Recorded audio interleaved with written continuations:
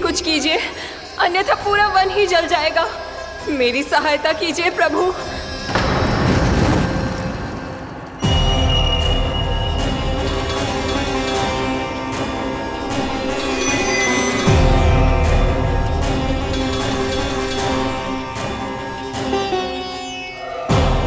आज कोई नहीं रोक सकता मुझे।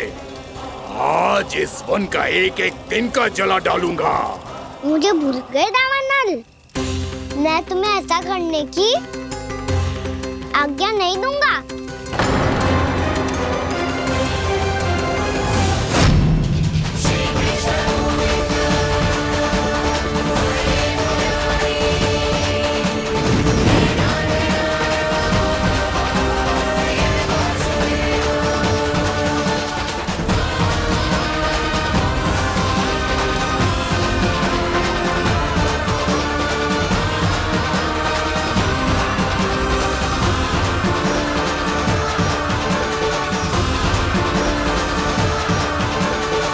मैया की नींद में व्यवधान पहुंच रहा है, मुझे शीघ्रता करनी होगी।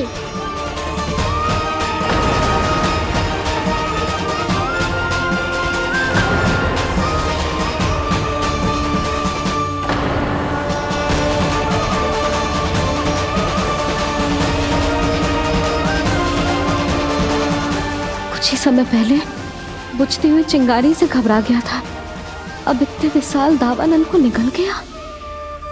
फिर से गड़बड़ कर दी कान्हा ने। समझाया था कोई लीला मत करना, तुम्हारी समस्या और बढ़ जाएगी।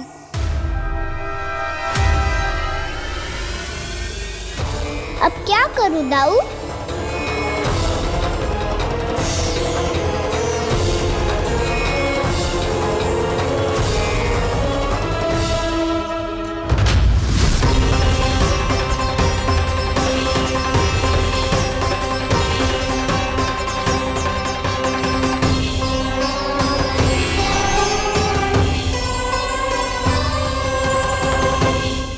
जब जब मैं इसे अपने लल्ला के रूप में देखने का प्रयास करती हूँ, मुझे प्रभु दिखते हैं। कैसे कैसे समझाऊं अपने आप को?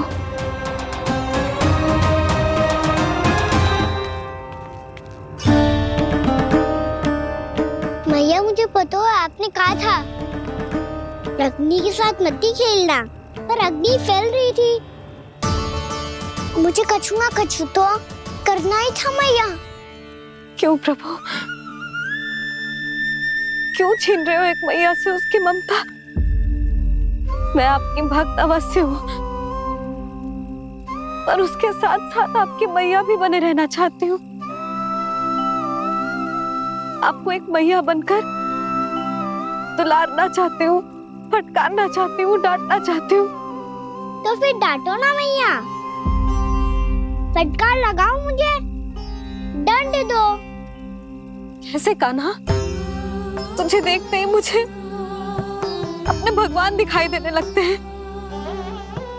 मेरे मन में तेरे प्रति भक्ति के भाव जाग रहे हैं। मैया ऐसा मत ही करो ना।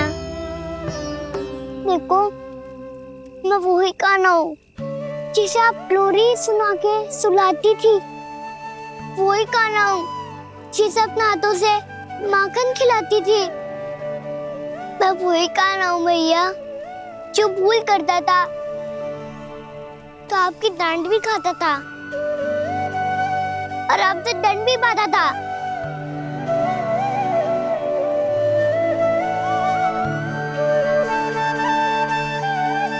मैया एक बार मेरी ओर देखो तो सही। मैं वही कान्हा हूँ जो आपकी पूंछ बनके पूरे वृंदावन में घूमता था। जैसे चलना बोलना सब सिखाया आपने। पहले मेरा सत्य जाने बिना आप मुझे अपने लल्ला की तरह व्यवहार करती थी। अब मेरा सत्य जानने के बाद भी अपने लल्ला की तरह ही मुझे अपनाना होगा, क्योंकि मैं तो वही हूँ, आपका कान्हा।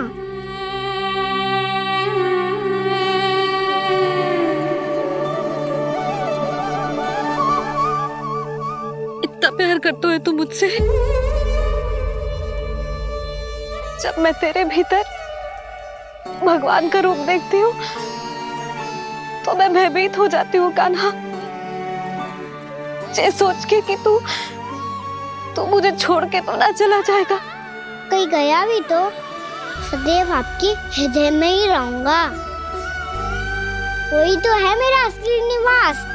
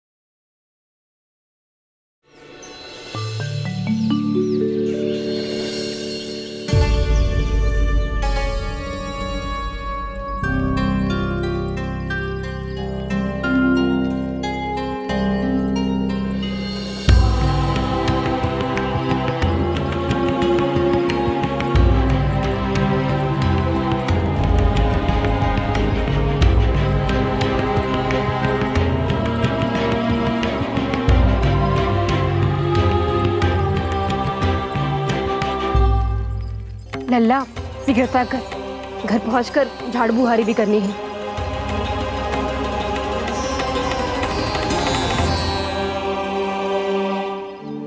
का होगा ये सब ठहर क्यों गए? ये सब क्या होगा?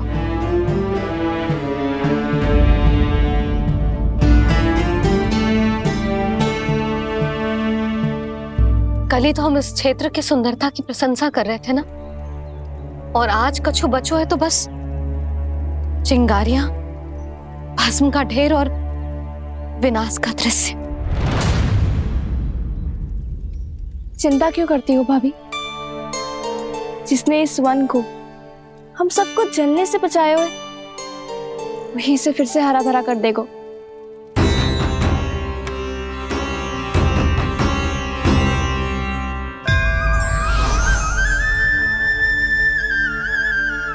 नंदराज, इस समय घर जाना सुरक्षित होगा?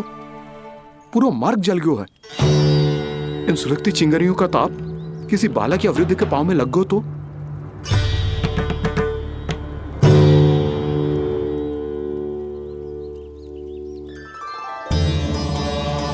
चिंता की कोई बात नहीं है बाबा, हम सब महर्षि गर्ग के आश्रम में जा सकते हैं। वहाँ सारी व्यवस्था हो जाएगी, वो यहाँ से अधिक दूर भी नहीं है।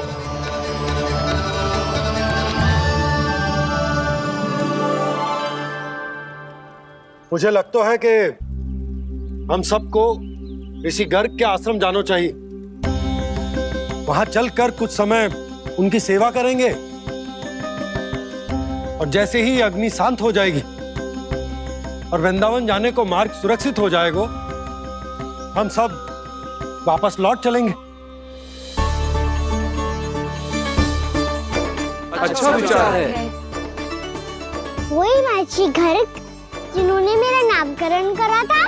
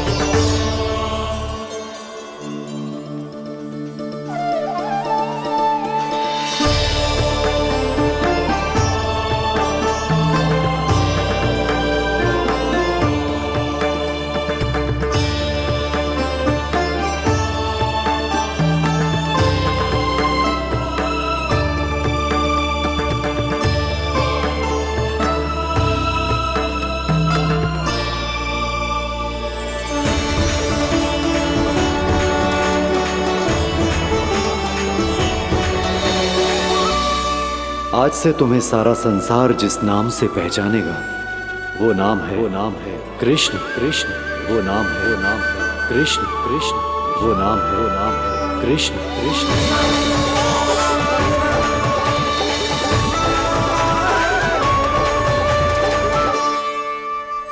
प्रणाम रिसीवर।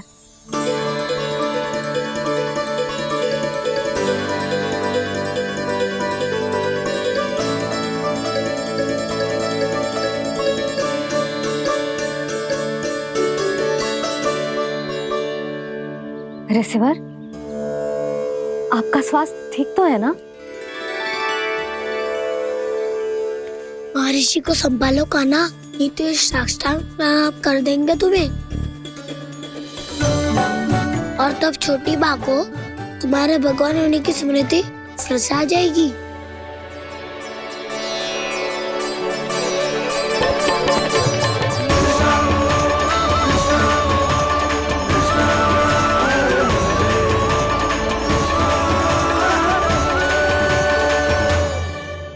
भक्तों को भगवान के दर्शन मिलते हैं, मुझे तो साक्षात भगवान ही मिल गए।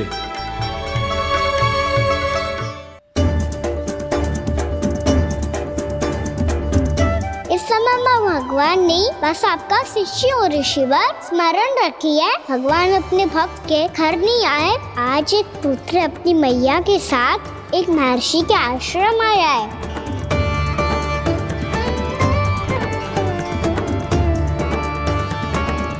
देखो तो इसे, ऐसे हृदय से लग रहा है जैसे कितने अच्छे से जानता हूँ। जानते हो मैया, बाबा ने कितनी बार बताया हो इनके बारे में कि कैसे मेरा नामकरण करा था, इसीलिए तो इतने विशेष है ये मेरे लिए।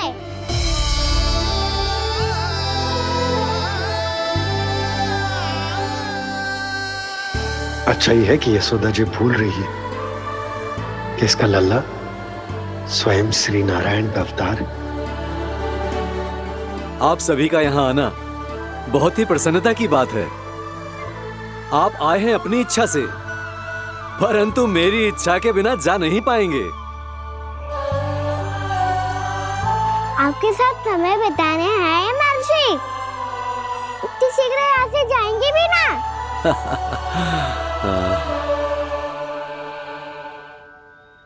लगता है कान्हा के मस्तिष्क में कोई योजना है, कोई फिर से कोई लीला तो नहीं करने वाला ये।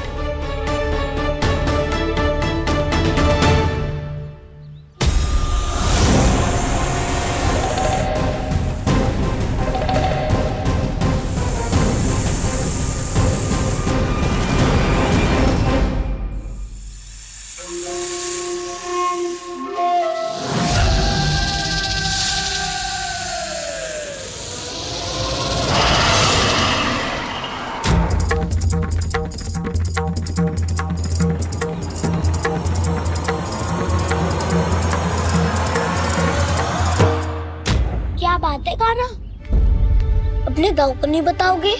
कौन सी बात दाऊ? याक्षु रुके हो तुम, कोई विशेष योजना बना रहे हो क्या?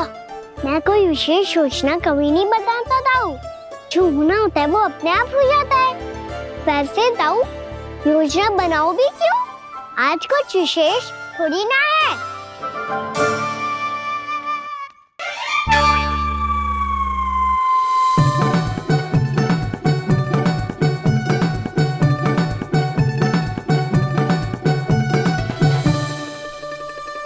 अच्छा, तो मेरा जन्मदिन इसके लिए विशेष अवसर नहीं है, या फिर इसे स्मरण ही नहीं है कि आज मेरा जन्मदिन है?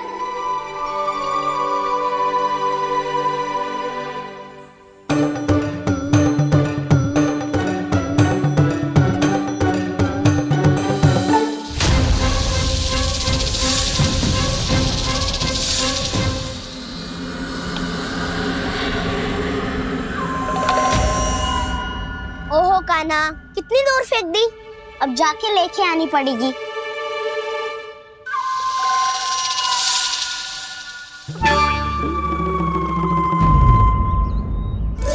बलराम, वहाँ खड़े क्या हो? आओ खिल्ली लेके आते हैं।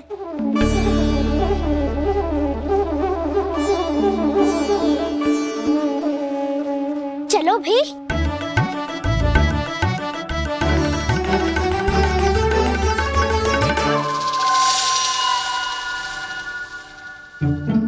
अब मेरी बारी है। नहीं नहीं, अब मैं खेलूंगा। क्या हुआ दाऊ, क्या देख रही हो? ऐसा लगा कि जैसे कोई था यहाँ। वरना दाऊ कोई ना कोई तो जीव जंतु होगा ही। छोड़ो ना, अब आपकी बारी। मार गिल्ली बर लगा के। हाँ हाँ, बलराम को खेलने दो, अभी अभी आया ना।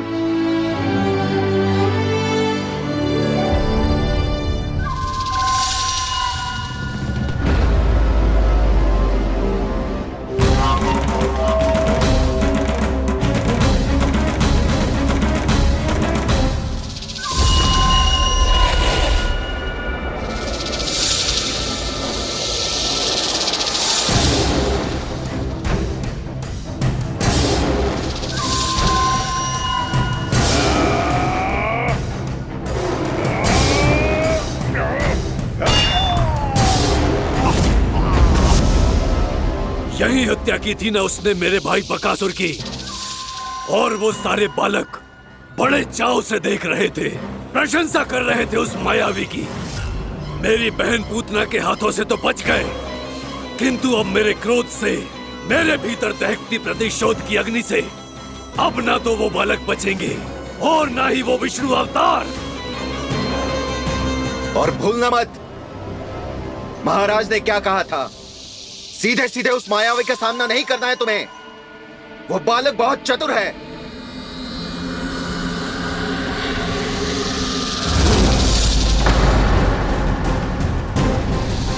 पर है तो एक बालक ही, और एक नन्हा सा बालक क्या हानि पहुंचाएगा मुझ जैसे महाविशाल महाशक्तिशाली अघासुर को।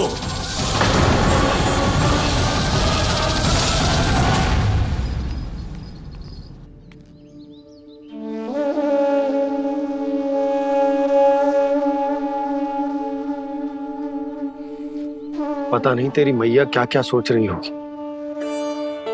विवाह के समय एक दूसरे को वचन दिया था, कभी भी एक दूसरे से कछु ना छुपाएंगे। पर मैंने कितने वर्षों तक तेरे दिव्य होने की बात उससे छुपाई।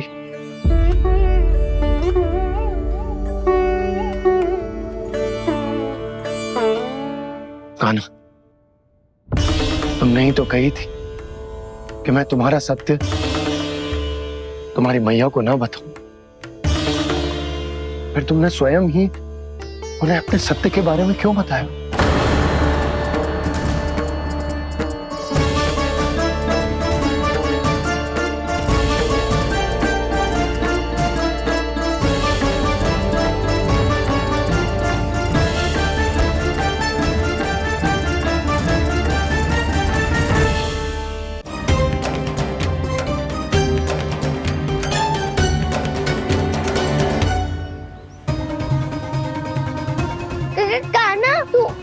ऊपर क्यों चढ़ रहा है? अरे ऊंचाई से देखूंगा तभी तो गेंद दिखेगी।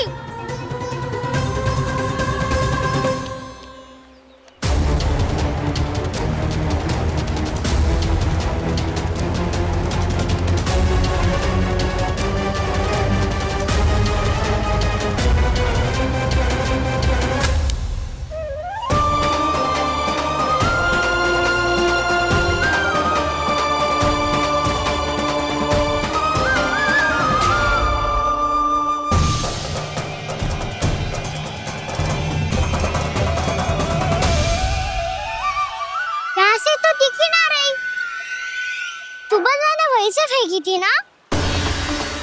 ना वहां से फेंकी थी। कहाँ से? देखा ना, वहां से। समझ ना आ रहा, ठीक ठीक बताना कहाँ से फेंकी थी?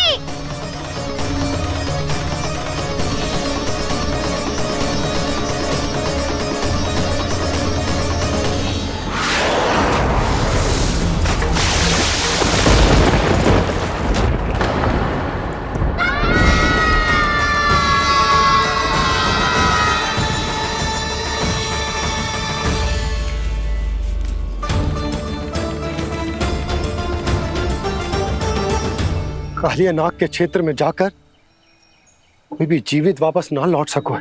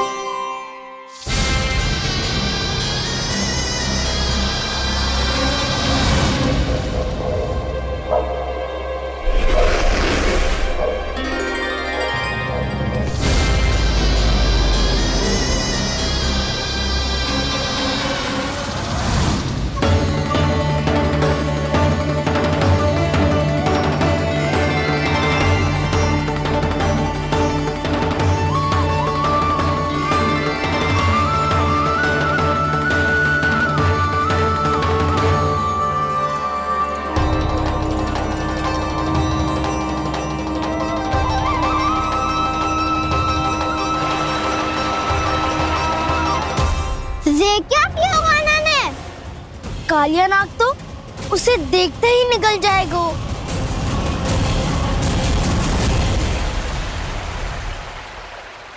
तो आरंभ से अब तक सब कुछ उसकी लीला का ही भाग था।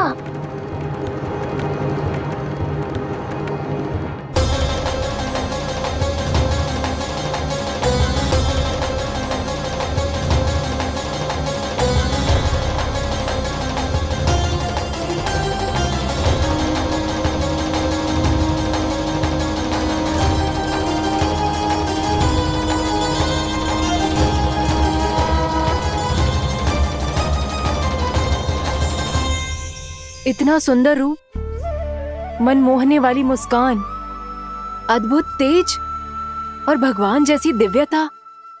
कौन हो तुम?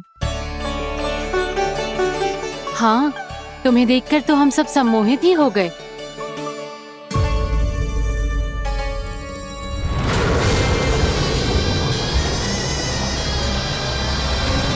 तुम जो भी हो बालक, वापस लौट जाओ। हमारा हृदय तुम्हें ही देखते रहना चाहता है, किंतु यदि हमारे पति जाग गए तो तुम्हें अवश्य हानि पहुंचाएंगे। ये बहुत विषैले है बालक, कालकोट जैसे भयानक। इनके विष से तुम नहीं बच सकोगे। नंदराज, कालिया नाग के विष का प्रभाव बढ़ते ही जा रहा है। पहले 8 कोस तक उसके विष का प्रभाव था, अब तो 1 योजन से अधिक क्षेत्र में फैलो है। जल पीने के प्रयास से अनेक पशु मारे गए हैं और नदी के निकट के वृक्ष और वनस्पति सब नष्ट होने लगे।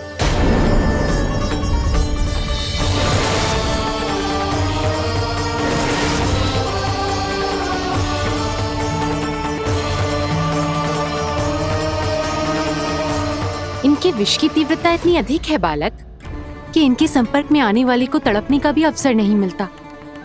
इनके विष की अग्नि क्षण भर से भी कम समय में प्राणवायु को जलाकर राख कर देती है।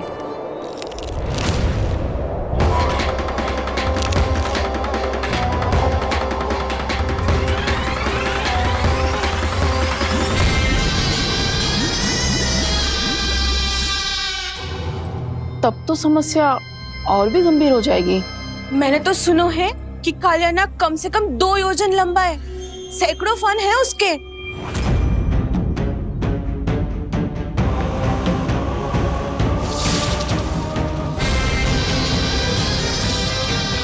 इसका अर्थ तो ये है कि हम दोनों ओर से फंस गए। एक और कंस को 1 कोटि कमल पुष्प देने जो कि कालिया नाग के क्षेत्र में पड़ते हैं, और दूसरी ओर उस कालिया नाग का विष यमुना जी के क्षेत्र में बढ़ता ही जा रहा। इसके कारण हम ही नहीं, निर्दोष पशु पक्षी भी संकट में। इन दोनों समस्याओं का एक ही समाधान है, उस कालिया नाग का सामना करना। और ये ना समझ आ रहा कि हम ये करेंगे कैसे, क्योंकि ये बात साधारण मनुष्य के बस की ना है। हमारे लिए ये असंभव है।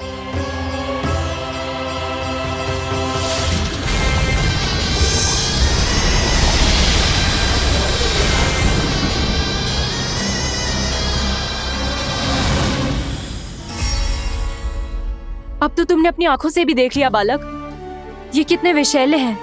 नींद में भी विष उगलते हैं। इससे पहले कि तुम्हें कुछ हो जाए, चले जाओ यहाँ से, मान लो हमारी बात। आप सब मुझे जानती भी नहीं और फिर भी मेरी इतनी चिंता कर रही हैं आप। माँ की ममता भेदभाव नहीं जानती। तुम भी किसी के पुत्र हो और हम सब भी माँ हैं।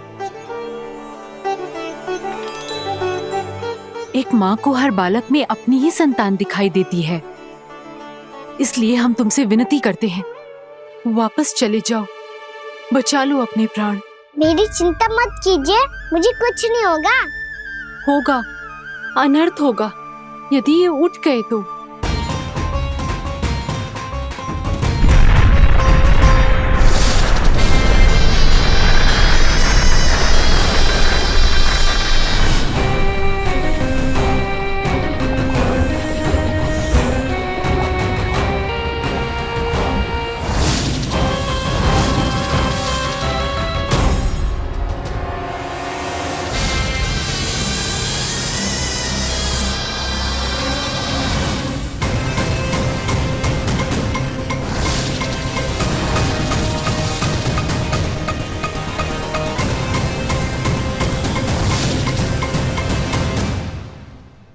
सामने होते हुए भी अपने इश्क को केवल वही देख सकता है जो अपना अभिमान त्याग चुका हो।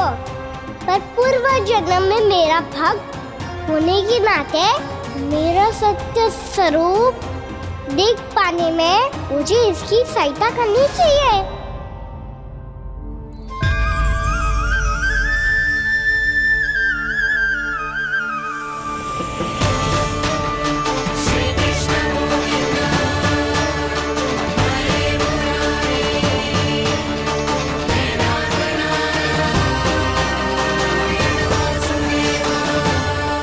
देखो हमारा छोटा सा कान्हा कैसे डट के खड़ा हुआ है। इतने विशालकाय, इतने महाभयंकर सबके सामने।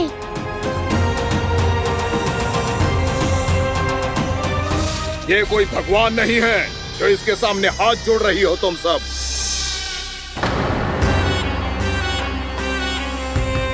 एक सामान्य साधारण बालक है ये, जो ये तक नहीं जानता कि इसके सामने है इसका काल, कालिया। तू कौन है बालक? मेरे इतने निकट आकर भी तू जीवित कैसे है? मेरी नहीं, अपनी चिंता करो कालिया। बहुत मनमानी कर ली तुमने। अब बस मैं तुम्हें रोकना हूँ। अब बस मैं तुम्हें रोकना हूँ। मैं तुम्हें रोकना हूँ। बित्ते भर का है तू, मेरे विष के बारे में जानता ही क्या है? और कहता है मुझे रोकने आया है। किससे? किससे रोकना चाहता है तू मुझे? मुझे क्रोध दिलाने की भूल मत कर बालक। अपनी फुंकार से ही तेरी इस मुस्कुराहट को अंतिम मुस्कुराहट बना सकता हूं मैं। शीघ्र बता, कौन है तू और किसने भेजा है तुझे? तुम्हें आवाज भी है कि अपनी पुकारों से तुम कितना विष भूल चुके हो। पवित्र यमुना नदी को कितना दूषित कर दिया तुमने। और यही नहीं, तुम्हारे कारण निकट के जीव जंतुओं, वृक्ष, वनस्पतियों सबको हानि पहुंच रही है। तो क्या? मुझे उससे क्या? मुझे है, मुझे है। आपत्ति है मुझे तुम्हारे इस व्यवहार से, और इसीलिए तुम्हें यहाँ से जाना होगा, यहाँ से जाना होगा।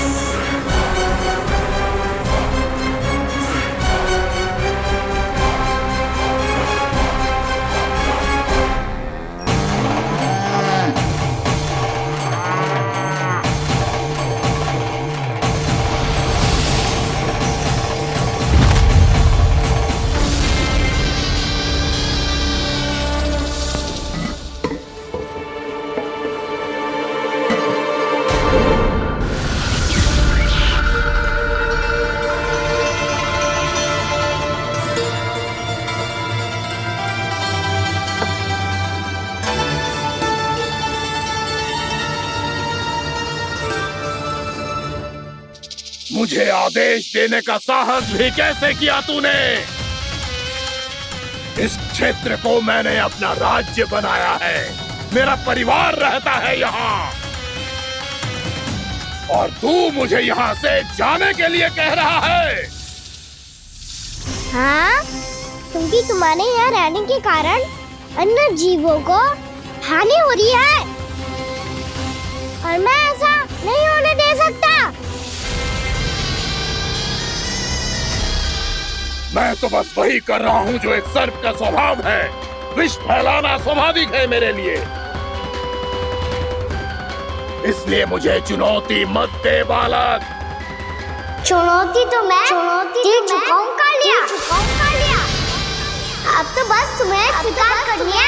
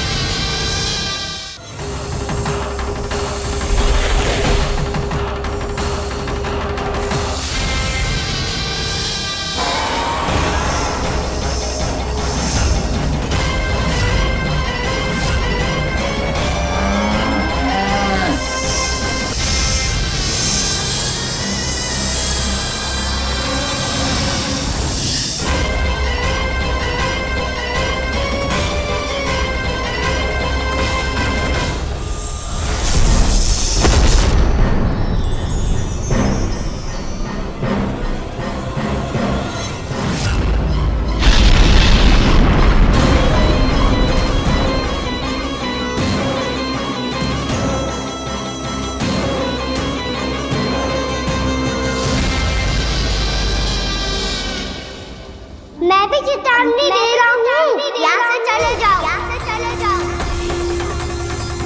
अपनी भूल को पहचानो कालिया, तुम जो कर रहे हो अनुचित है।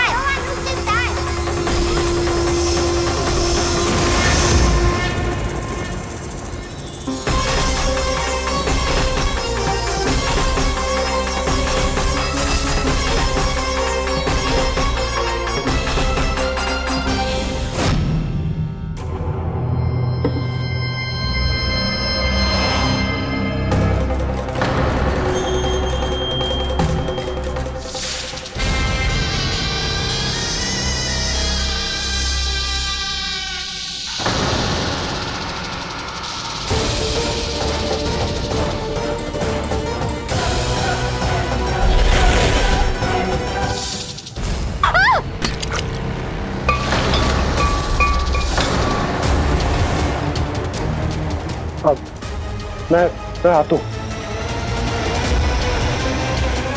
क्या हो गया सुधा? मुझे आवाज हो रहा है जी, कछु ना कछु गड़बड़ है। यशोदा, जो समस्या हमारे सामने है, हम सभी उसका समाधान खोजने में जुटे। तो तुम विश्वास करो, मैं कोई ना कोई समाधान अवश्य ढूंढ लूंगा। हम कैसे भी करके वो कमल के पुष्प उस कंस तक पहुंचा देंगे। नाना, समस्या उससे कहीं अधिक है, उससे कहीं अधिक बड़ी, उससे कहीं अधिक भयानक है।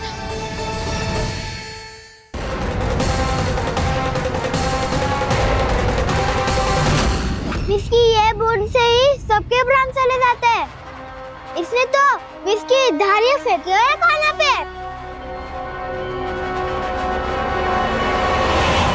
कान्हा कैसे बच्चे को अधिक विष से? इसका विष तो क्या, ये सर स्वयं भी छू तक नहीं पाएगा हमारे कान्हा को।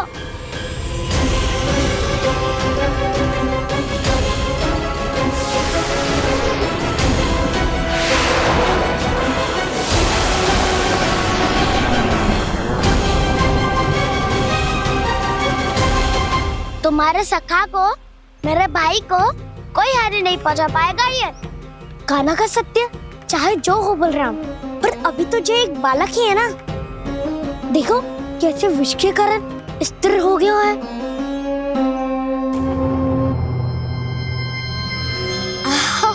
हाउ सर्फ ने कितनी आसानी से अपनी पूंछ से बांध लिया है। मुझे यहाँ से भगाना चाहता था ना तू? अब मैं तुझे दिखाऊंगा अपना सामर्थ्य। ये मूर्ख किसे बांधना चाहता है अपनी पूंछ में? उन्हें जिनका विस्तार सारे ब्रह्मांड में है, या उन्हें जो स्वयं अनंत है? पर देवराज, प्रभु ऐसा करने ही क्यों दे रहे हैं कालिया को? आप सब भूल रहे हैं देवगण। कालिया पूर्व जन्म में प्रभु का बहुत बड़ा भक्त था। उसी भक्ति का फल मिल रहा है अब इसे। वैसे भी भक्तों के मन का भाव सबल हो तो भगवान तो सहज ही बंध जाते।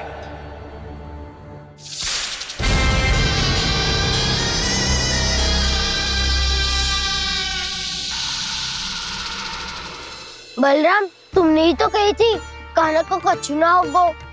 देखो दुष्ट ने चारों ओर से जकड़ लियो है।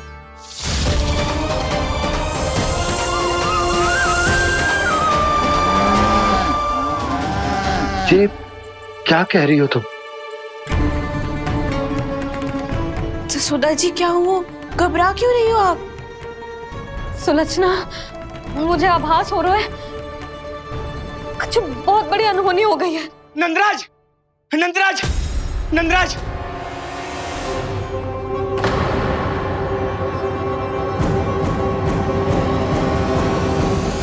नंदराज, कान्हा ने जमदग्नि नदी में छलांग लगा दी है। कान्हा ने जमदग्नि नदी में छलांग लगा दी है। कान्हा ने जमदग्नि नदी में छलांग लगा दी है। कान्हा जमुना में कूद गया है। मुझे लगा था आज कछु गड़बड़ होने वाली है। मुझे आज कान्हा को ना जाने देना चाहिए था।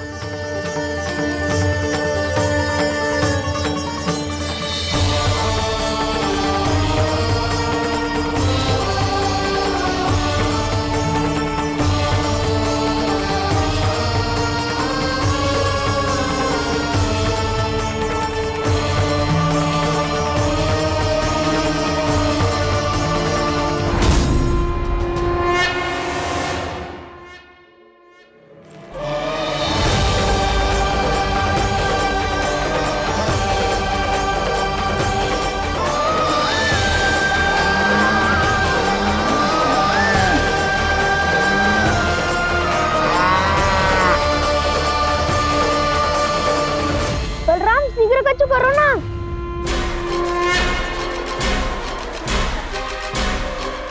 कछु भी करो पर कान्हा को बचाओ। नाग बहुत भयंकर है। कान्हा अकेले ना संभाल पाएगा इसे।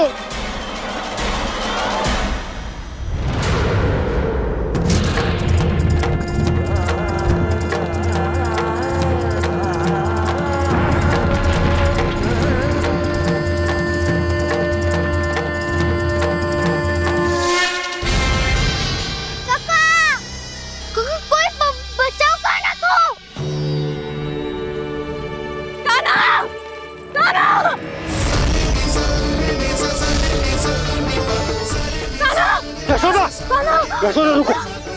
छोड़ दो मुझे, छोड़ दो मुझे। जीजी संभालो, बावली हो गई है।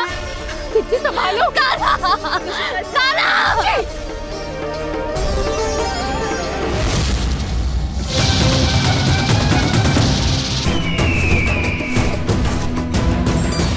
नारायण हरि, नारायण हरि।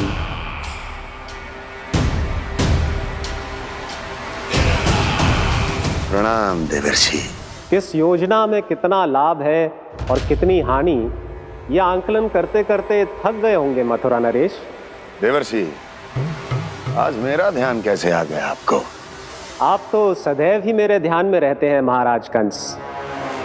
सत्य तो यह है कि मथुरा में जो भी हो रहा है मुझसे छिपा हुआ नहीं है। मैं जानता हूं कि आप किसी भी असुर को वृंदावन क्यों ना भेजें, और वो असुर कितना भी शक्तिशाली क्यों ना हो, कृष्ण का सामना नहीं कर पाता। या तो पराजय स्वीकार करके आपके पास लौट आता है, या तो फिर वीर गति को प्राप्त हो जाता है।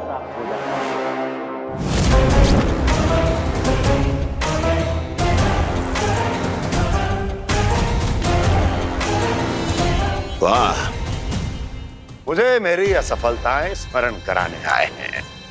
मेरे घाव को खुरेदने आए हैं, उन पे नमक छिड़कने आए हैं।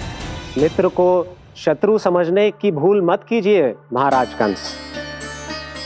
मैं तो आपकी सहायता करने आया हूं।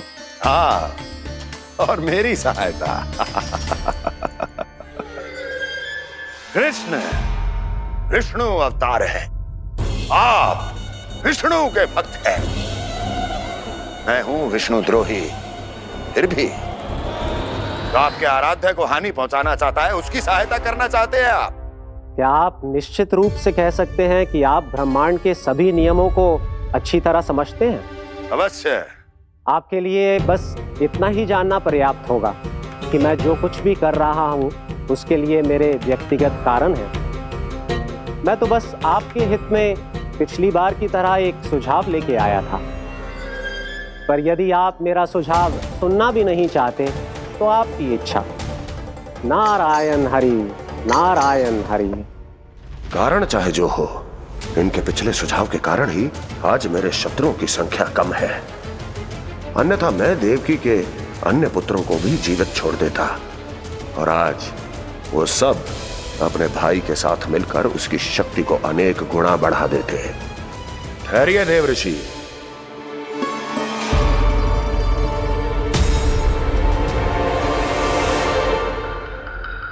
बताइए, क्या सुझाव है आपके पास? मेरे सुझाव का नाम है कालिया नाग।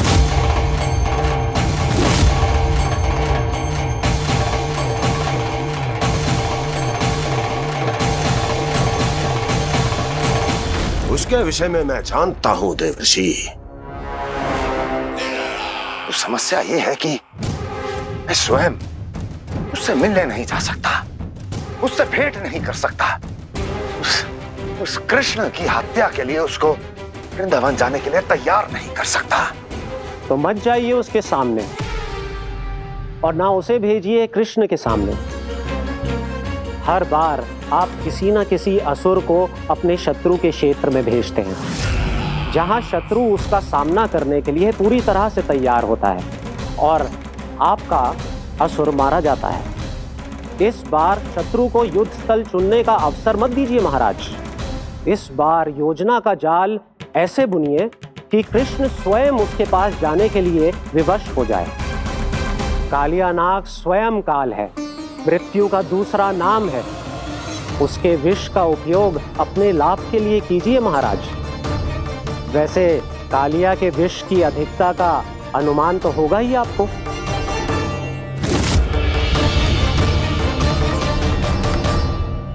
एक बार जो उसके क्षेत्र में पहुंच गया, फिर उसके विष से बचना असंभव है।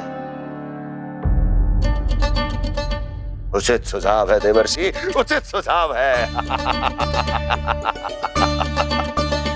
देवर्षि, उस छलिया विष्णु की भक्ति करते करते आप भी उसके रंग ढंग सीख गए हैं। उचित है, उचित है।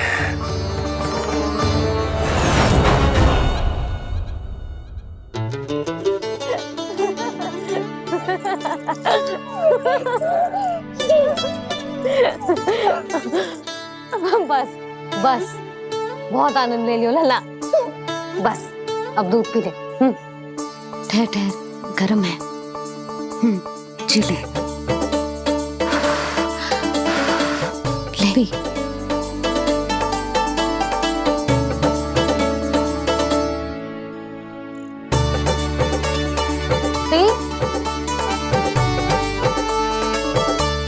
मैं ना होती तो ना जाने क्या होता तेरा। अपने आप दूध भी ना पी सकते है, भावला कहीं का।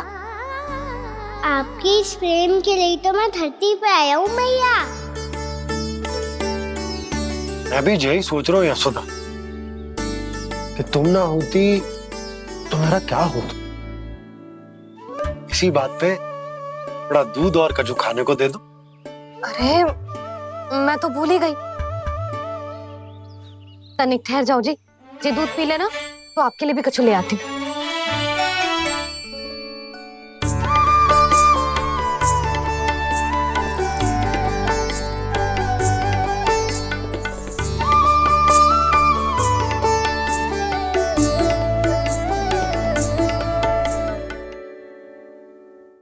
प्रणाम महाराज।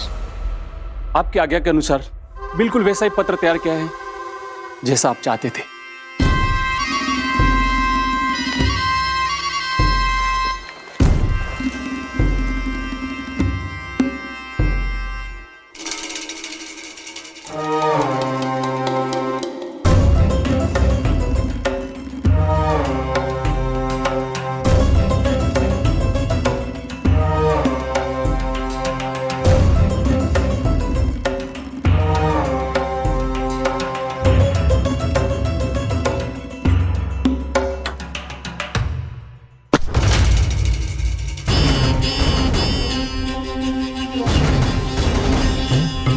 कृष्ण जन्म से लेकर आज तक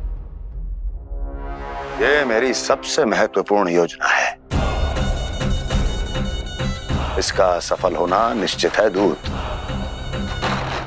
किंतु केवल वही करना जैसा मैंने कहा है। जाओ।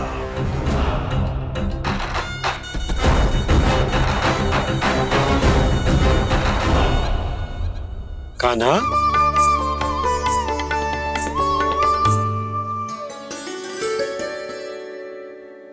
क्या होगा? बाबा, मैं चाहता हूँ कि मैया की स्वमता क्रिस्टल फ्रेम की वर्षा मुझ पे सरते ऐसे होते रहे। वो तो होती रहेगी लल्ला। अपने लल्ला के लिए किसी मैया का प्रेम कभी कम हो सकता है भला? नंदराज, वो मथुरा से एक दूत आयो है महाराज कंस का राजपत्र लेके।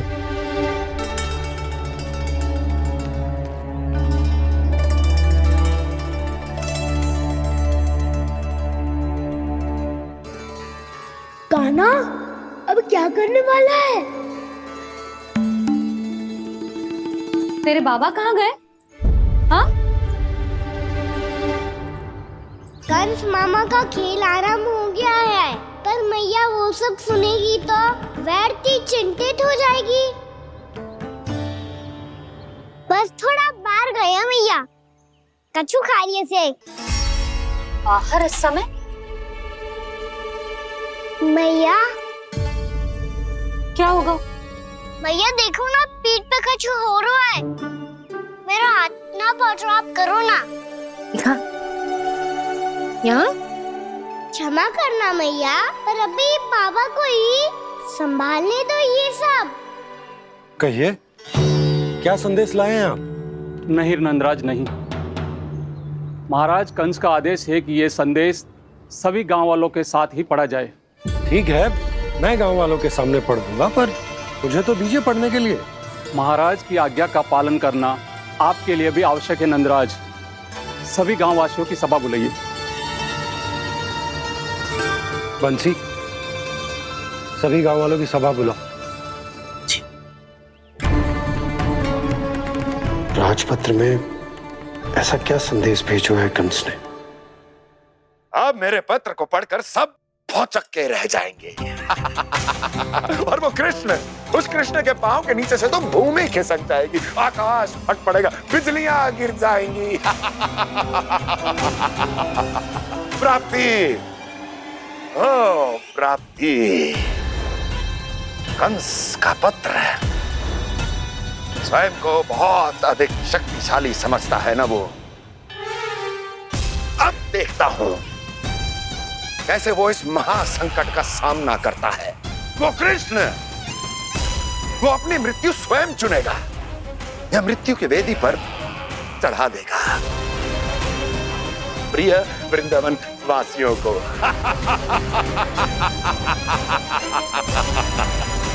अब आएगा आनंद प्राप्ति, अब आएगा आनंद। सबको इकट्ठा करवा के ही पढ़वाएगो। अवश्य ही कोई विशेष संदेश दिया होगा कंस ने। मैं भी यही सोच रही हूँ सुलक्षणा जीजी, कछु ना कछु तो विशेष है, पर जे हो क्या सकता है? हाँ, बात तो सही है। ऐसा क्या हो सकता है? सभी गांव वासियों के सामने पढ़ा जाए, कछु तो विशेष अवश्य लग रहा है। बाहर तक कोलाहल क्यों हो रहा है? मैया, मैया, अब क्या होगा? मैया देखो ना, सर पे कछु हो रहा है। लल्ला, नारायण ने तुझे हाथ दिए हैं ना? पीठ की बात अन्य थी। अपने सिर की सेवा स्वयं कर। सर पे तो हाथ पहुंच रहा है ना?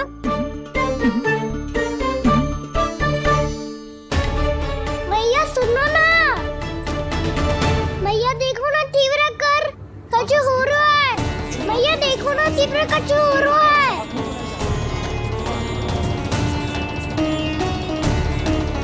सब लोग आ चुके हैं, अपना संदेश सुनाइए आप। गोपराज नंद और सभी वृंदावन वासियों को सूचित किया जाता है कि मथुरा अधिपति और आप सभी के महाराज कंस ने कल सुबह भव्य पूजा का आयोजन किया है।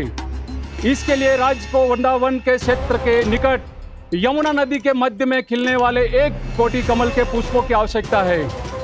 इसीलिए आप सभी को यह आदेश दिया जाता है कि ये सभी कमल के पुष्प प्रथम पहर से पहले राजसभा में पहुंचा दिए जाए। इतने सारे वो भी प्रथम पहर से पहले कैसे हो सकते हैं? यदि आप ऐसा करने में असफल रहे तो इसे राज आज्ञा का उल्लंघन माना जाएगा और राजद्रोह के आरोप में आप सभी को कड़े से कड़ा दंड दिया जाएगा। स्मरण रहे, यदि कल की पूजा में इन 1 कोटि कमल के पुष्पों का ना पहुंचने के कारण कोई व्यवधान आया तो समस्त वृंदावन वासियों को दोषी माना जाएगा और पूरे गांव को निवासियों सहित धूल में मिला दिया जाएगा। कल प्रथम पहर तक का ही समय है आप सबके पास।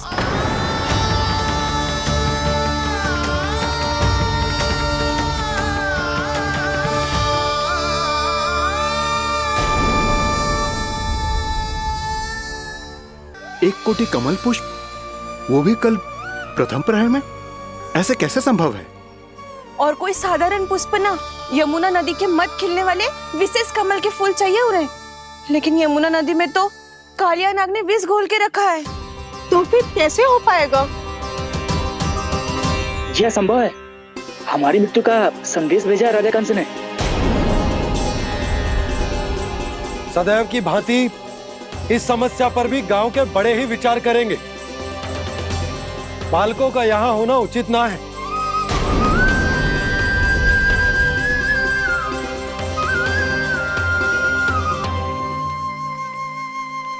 लल्ला, ले जे गेंद ले, जा अपने सखाओं के साथ खेल।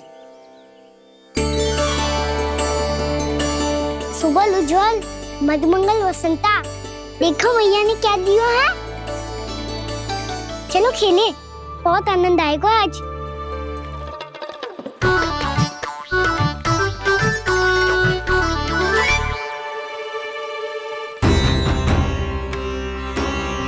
भानु, बंसी, जाओ और शीघ्र ही वो घेरे का कार्य समाप्त करो।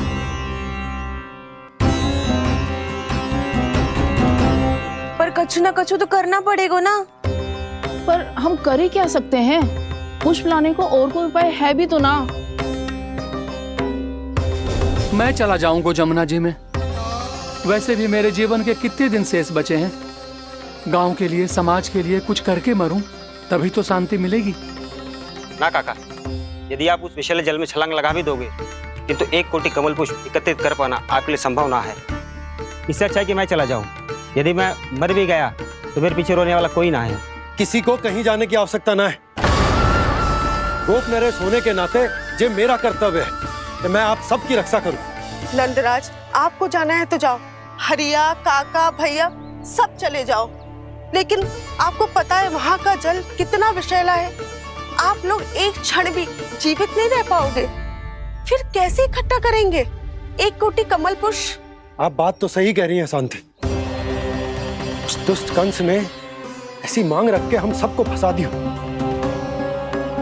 हम में से कोई भी क्यों ना चला जाए और इस संकट का समाधान ना निकले को। कान्हा, बताना कौन सा खेल खेलें? गेंद पकड़ खेलते हैं।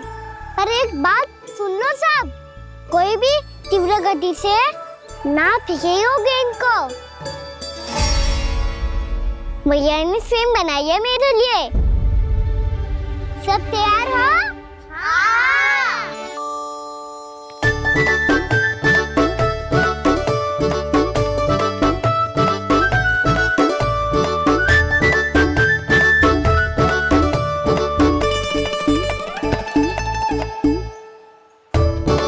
मुझे दो, मुझे दो।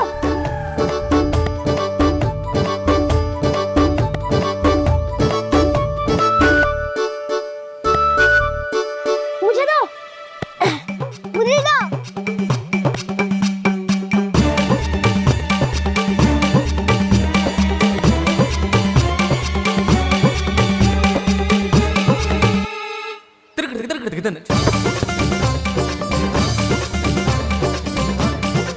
कान्हा, इतनी धीरे से फेंकेगो तो कैसे आनंद आएगा?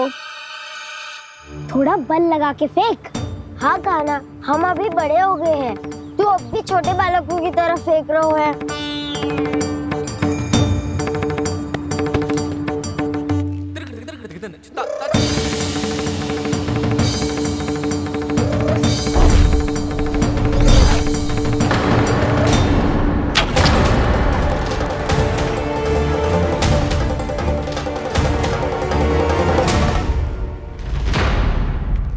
दीदी जी क्या करो कान्हा?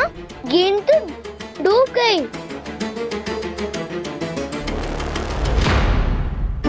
अच्छा, तो ये सब इसकी योजना का भाग था ताकि ये कालिया का सामना कर पाए।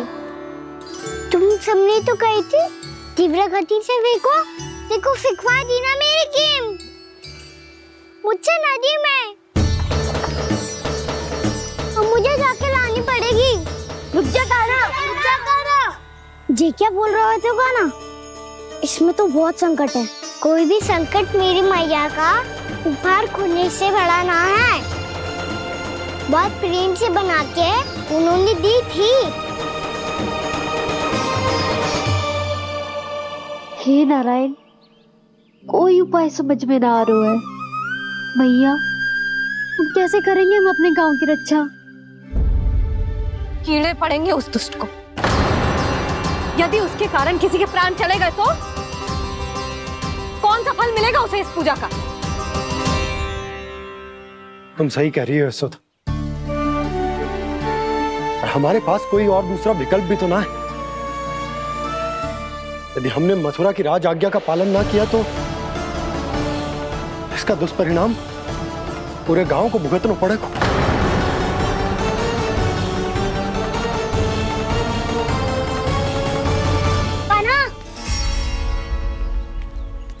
तुम्हें पता है कि तू भगवान है, दिव्य है, बहुत शक्ति है तुझमें। पर फिर भी हम तुझे विषैले जल में ना जाने दे सकते।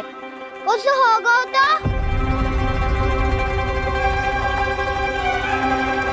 तुम सब इतनी हट कर रहे हो तो ठीक है, ना जाऊंगा। गेंद कहाँ गिरी है, कितनी दूर गई है, ये तो देख लूं ताकि उसे बाहर निकालने का कोई उपाय ढूंढ पाऊं।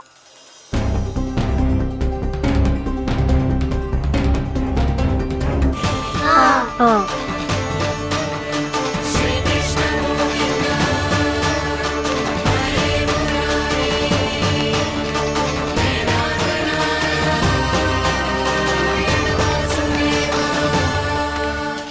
कान्हा की ये लीला तो समझ ही नहीं आ रही। पहले इसने देवश्री नारद को मथुरा जाकर कंस को भड़काने के लिए कहा, फिर स्वयं ही दुखी भी हो गया कि अब इसका रहस्य सबके सामने खुल जाएगा। और अभी स्वयं ही तो इसने कहा था कि गेंद बहुत महत्वपूर्ण है, फिर स्वयं ही उसे नदी के विषैले जल में फेंक दिया।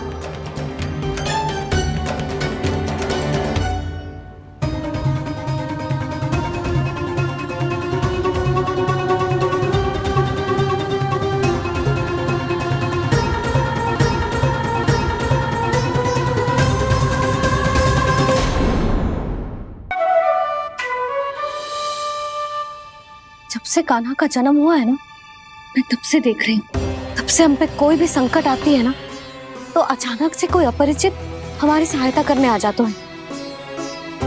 और जाते समय कान्हा की आज्ञा लेके जाते हैं और कभी कभी तो इसे प्रभु बोल के जाते हैं।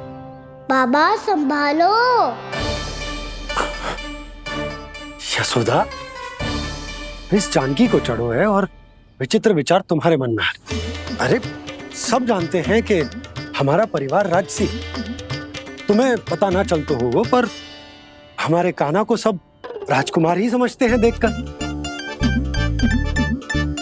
इसीलिए उसे सम्मान देने के लिए सब ऐसा ही करते हैं, और कोई बात ना है।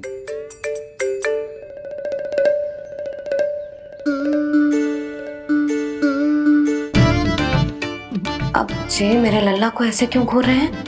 बुरी दृष्टि लगाएंगे क्या? वैद्यराज जी, आपके सहायक तो गए, अब आप यहाँ क्यों हो? वो क्या है ना, मैं अपने रोगी का निरीक्षण करके पूरी तरह से संतुष्ट होकर ही जाता हूँ।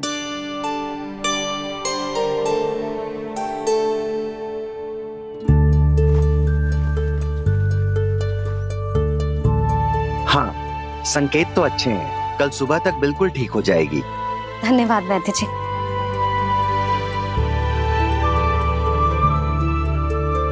बस तो फिर हम कल पकड़न पकड़ाई खेलेंगे जानकी।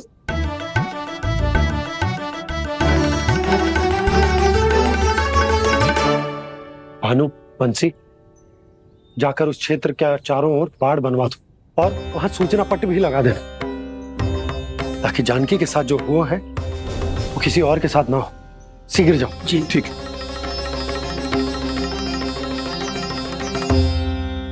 बाढ़ और सूचना पट लगवाने से समस्या का समाधान नहीं होगा बाबा। निर्दोष पशु सूचना पट देखकर भी कुछ समझ नहीं पाएंगे।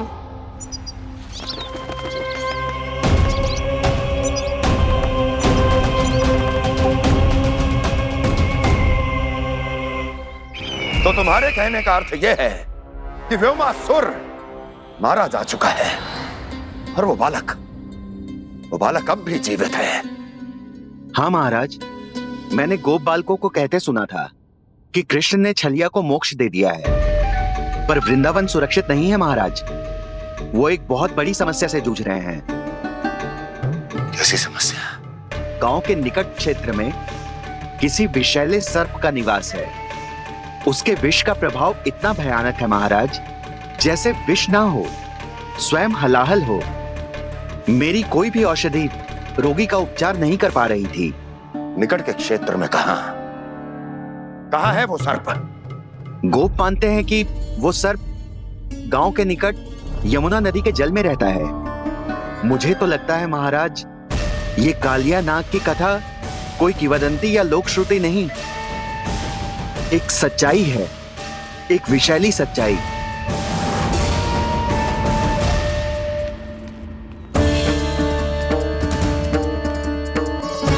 कालिया का सामना करने का समय आ गया है, पर उससे पहले मुझे बुलाना होगा उन्हें।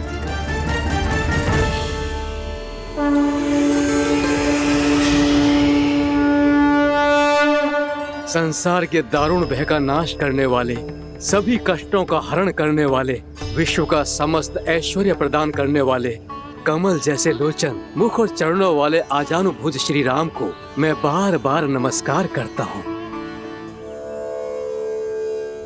आपदामपहर्तारं दातारं सर्व संपदा, लोकाभिरामं श्री रामं भूयो भूयो नमाम्यहम्। कागभूषोंडी, कागभूषोंडी, कागभूषोंडी। प्रभु क्षमा करें, मुझे जाना होगा।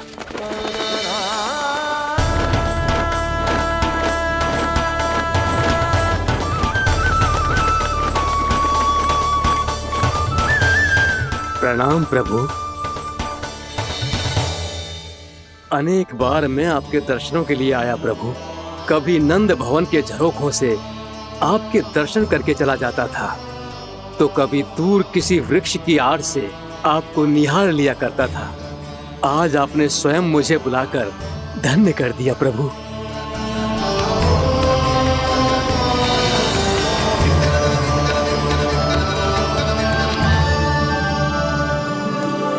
मैंने आपको यहाँ एक विशेष कारण से बुलाया है। आपके श्राप से इस कालिया नाग को मुक्त करने का समय आ गया है। ये तो बहुत ही उत्तम समाचार है प्रभु। इतने वर्ष बीत गए, मुझे आज भी स्मरण है वो दिन जब मैंने उन्हें श्राप दिया था। अपने क्रोध पर नियंत्रण खोकर बहुत बड़ी भूल कर दी थी मैंने प्रभु।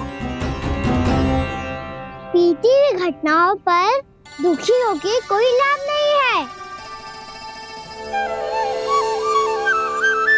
हमें भविष्य की ओर देखना होगा।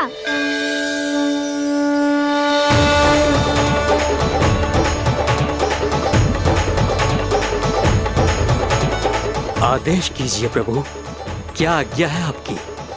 जब मैं कालिया नाग का सामना करने जाऊं, तो आप यहीं रहिएगा। आपको अपने आप पता चल जाएगा कि कब क्या करना है। और हाँ, लौटते जाते समय नारद मुनि से कहिएगा, वो आकर मुझसे भेंट करे। अवश्य प्रभु, प्रणाम। क्या इसने सच्ची में देवर्षि नारद को बुलाया है? नारायण नारायण, आपको संदेश भेजने की आवश्यकता नहीं थी। आप स्मरण करते और मैं चला आता। तुम्हारा कल्याण हो नारद।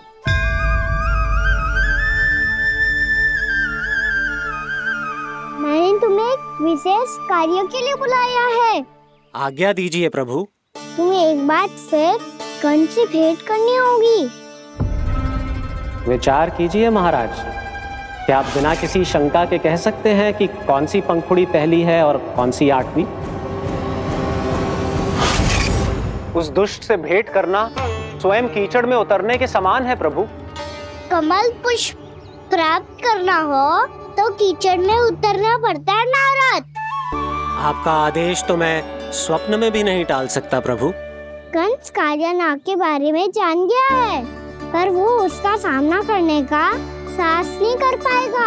मैं आतुर हूँ प्राप्ति, मूर्ख नहीं। मेरी बुद्धि फिर नहीं गई है। मैं स्वयं उस कालिया जैसे महाविशैले सर्प के सामने खड़ा हो जाऊं और अपने ही काल को आमंत्रित कर लूं। तो फिर अपने लाभ के लिए उसका प्रयोग करने का कोई और उपाय सोचिए स्वामी। कुछ ऐसा कीजिए कि यमुना नदी का पूरा जल विषैला हो जाए और वृंदावन वासी उसका उपयोग करे, और आपका काल कहलाने वाला वो बालक स्वयं काल के गाल में चला जाए। उत्तम उत्तम सुझाव है प्राप्ति। अब मुझे उस कालिया तक पहुंचने का मार्ग ढूंढना होगा। उसको विवश करने का कोई उपाय ढूंढना होगा, क्योंकि व्यक्तिगत रूप से उससे भेंट करना असंभव है। असंभव। आप सही कह रहे हैं प्रभु। कंस में उतना सामर्थ्य नहीं कि वो कालिया नाग का सामना स्वयं कर सके। वैसे तो कालिया गरुड़ देव का भी सम्मान नहीं करता, तो फिर वो कंस का सम्मान क्यों करेगा भला? नहीं करेगा, पर कंस तुम्हारा सम्मान अवश्य करेगा नारद। तुम्हारी बातें भी सुनेगा और मानेगा भी। ये मेरी योजना का बहुत ही महत्वपूर्ण भाग है। तुम कंस के पास जाओ और कहो कि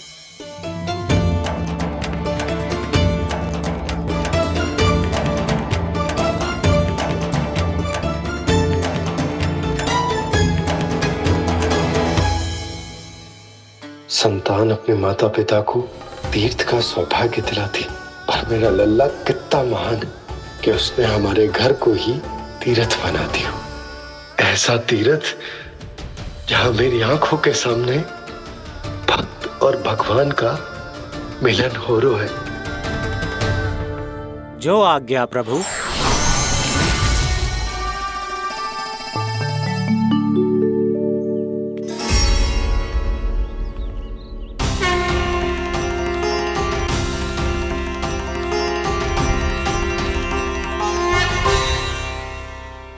बाबा। कान्हा, ये सब क्या चल रहा है? पहले काक भुसुंडी जी और फिर जे नारद जी। क्या योजना बना रहे हो तुम? कान्हा, बताना लल्ला, क्या सोच रहे तू? कान्हा देख, अगर तुझे अपने बाबा को ना बताना हो ना, अपने भक्त को बता दे। क्या सोच रहे हो लल्ला? क्या करने वाले हो आप?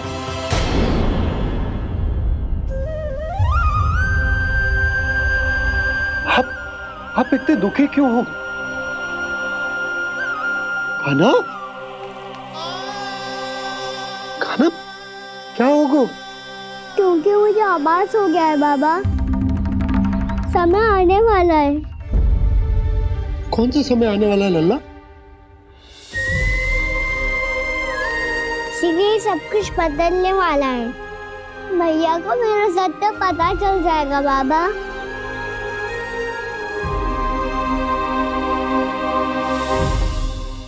पर लल्ला, इसका काग भुसुंडी और कालिया नाग से क्या संबंध है? ऐसा क्या हुआ था और क्या होने वाला है?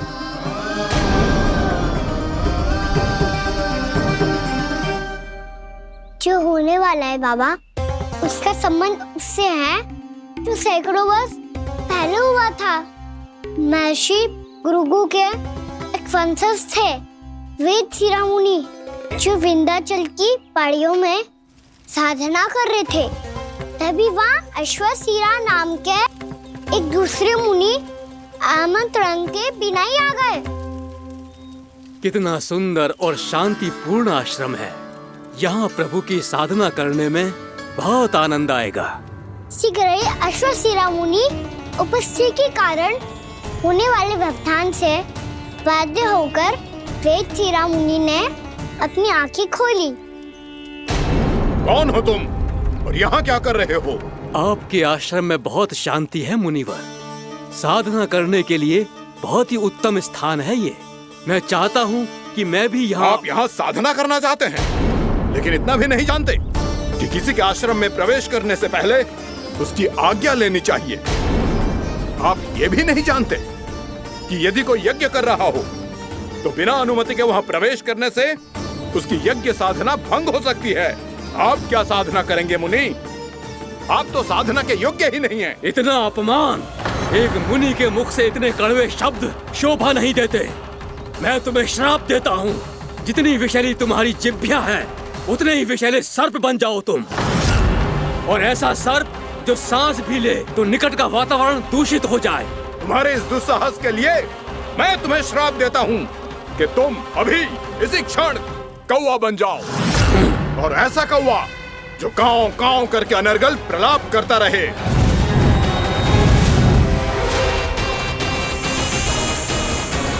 ये मैंने क्या किया?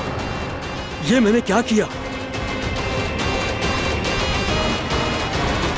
क्रोध के कारण दोनों ने एक दूसरे को श्राप दे दिया।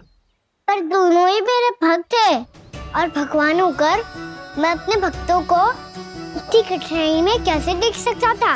इसीलिए जिस संकट में उन दोनों ने अपने आप को फंसा लिया था, उसका समाधान करने में मैं उनके पास गया।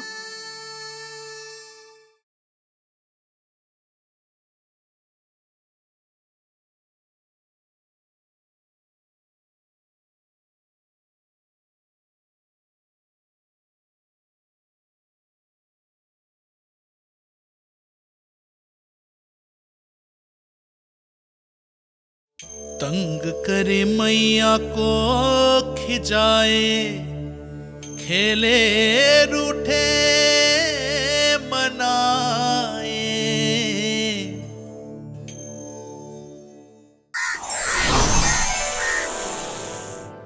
देखिए ना प्रभु, ये क्या हो गया हमसे? हमारी रक्षा कीजिए प्रभु, मार्ग दिखाइए हमें। क्रोध पर नियंत्रण ना होने के कारण आप दोनों ने एक दूसरे को बहुत ही भीषण संकट में डाल दिया है। अब दोनों ही तपस्वी, तप के बल से दिए गए आपके श्राप को लौटाना भी संभव नहीं है। प्रभु कोई तो उपाय होगा, हम आपके शरण में हैं प्रभु। अपराध तो हमसे हुआ है प्रभु, पर अब आपसे ही आशा है। कुछ ऐसा कीजिए भक्त वत्सल, जिससे हम दोनों के श्राप का प्रभाव कुछ कम हो जाए। आप दोनों ही मेरे भक्त हैं, इसलिए आपकी पीड़ा का निवारण करने का एक उपाय है मेरे पास। वेद शिरोमणि, जब आप कालिया नाग बनेंगे तो आपको मेरे चरणों को अपने शीश पर धारण करने का सौभाग्य मिलेगा। और अश्व शिरोमणि, आप काग योनि होने के बाद भी आप श्रेष्ठतम ज्ञान और सर्वाधिक यौगिक सिद्धियों के स्वामी होंगे और प्रवचन दिया करेंगे। इसके बाद अश्वशिरा मुनि काक भुसुंडी बन गए, जिन्होंने आगे चलकर सेम गरुड़ देव को रामायण सुनाई। और मुनि वेदशिरा महर्षि कश्यप और देवी कत्रियों के पुत्र कालियानाग बनकर जल में। और अब वही कालियानाग जमुना जी में, जिनके कारण जानकी के प्राण लगभग चले ही गए थे। अब कालियानाग को उचित स्थान पर भेजने का समय आ गया है बाबा। पर ये तो अच्छी बात है कान, वेदशिरा मुनि को दिया हुआ तुम्हारा वचन भी पूरा हो जाएगा, जमुना जी की शुद्धि भी हो जाएगी। इस सब के बाद भी तुम दुखी क्यों हो? क्योंकि इसके बाद मैया के सामने मेरा रहस्य खुल जाएगा बाबा। उन्हें पता चल जाएगा कि उनका बालक कोई साधारण बालक ना है। भविष्य में जो होने वाला है उसे सबके सामने घटने से रोकना मेरे लिए भी संभव ना होगा। मैया को सब पता चल जाएगा। क्या पता चल जाएगा रे मुझे?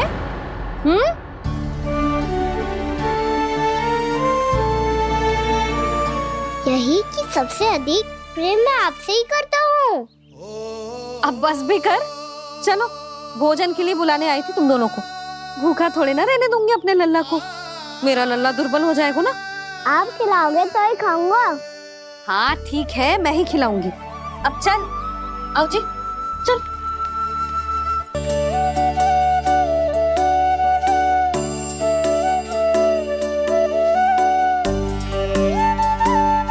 मैया खेलो ना मेरे साथ। मैया सुनो ना, मेरी बात ना मानोगी? अभी बहुत कार्य पड़े लल्ला, देख जानकी को औषधि भी देने जानो है ना। औषधि मैं दे दूंगा, फिर तो खेलोगी ना आप मेरे साथ। पिछले कुछ दिनों से अपनी मैया का अधिक से अधिक प्रेम पाने का प्रयास करो है काना। इसका तो एक ही अर्थ हो सकता कि कछु